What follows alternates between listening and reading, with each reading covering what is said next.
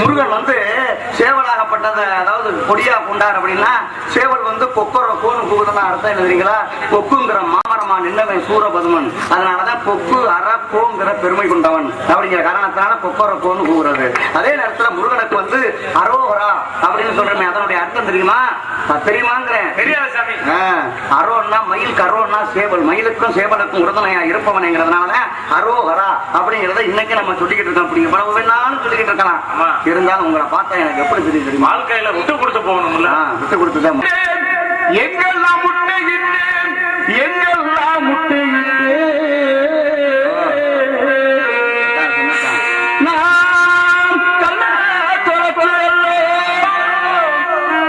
கருமலையில் முட்டையிட்டேன், கருமலையில் முட்டையிட்டேன்,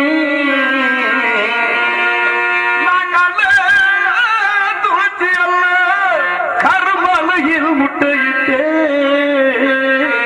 நான் இட்டதுனால முட்டை பொறிச்சதும் இட்டதுனால முட்டை பொறிச்சதும் உணவும் சிக்கிறதேடி, 4 மலை சுத்தி 2வது குஞ்சிக்கிறதேடி, 3 மலை சுத்தி 3வது குஞ்சிக்கிறதேட, நான் போகையிலே போகையிலே போகையிலே போகையிலே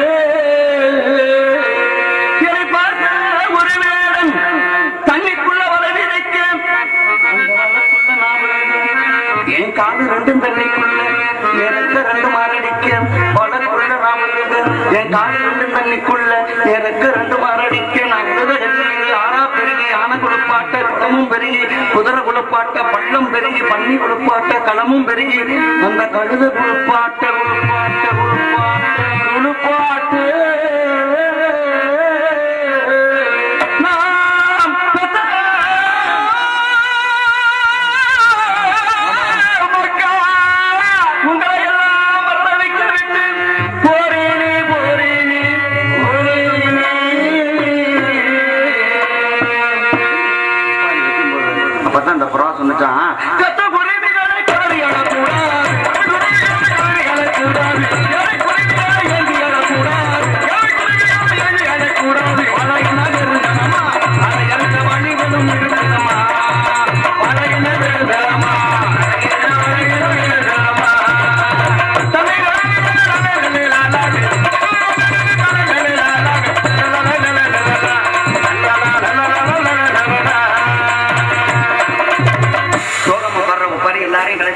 சோகமா விட்டுட்டு போனா நல்லா இருக்குமா?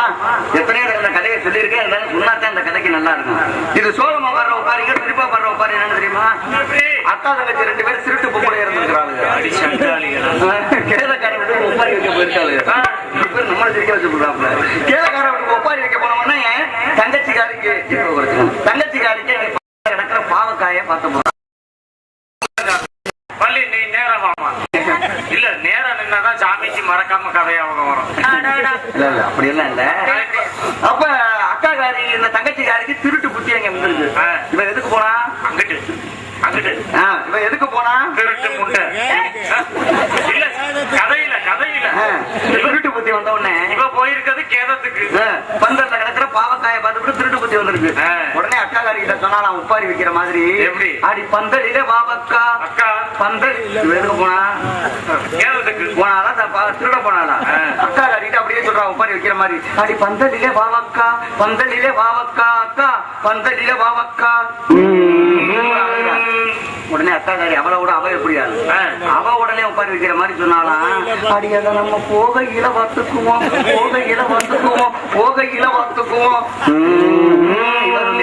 3வது வீட்டுக்காரி பார்த்தா அடி சண்டாடியா இப்படியா திட்டம் போட்டு வந்திருக்கீங்க, புருஷன் செத்து கிடக்குறேன் இப்படியா திட்டம் போட்டு வந்தீங்கன்னா அவளும் உட்காந்து இருக்கிற மாதிரியே சொன்னாலாம். எப்படி ஐயா ஐயா அதெல்லாம் விதைக்கில்ல விட்டு இருக்கேன் விதைக்கில்ல விட்டு இருக்கேன் சண்டாடியா 4-5 பாவக்காயை விதைக்கி விட்டுருக்கண்டி அதுல ஏற்றி உங்க என்ன போகுதுன்னு கேட்டாலும் இது சிரிக்கிறது மட்டுமல்ல சிந்திக்க கூடியது.